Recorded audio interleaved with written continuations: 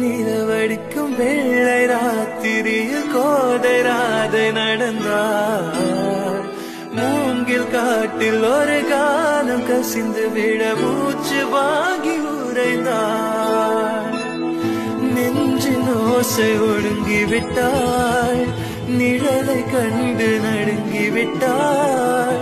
கண்ணன் தேடி வந்த மகள் தன்னை தொலைத்து மயங்கிவிட்டாள்.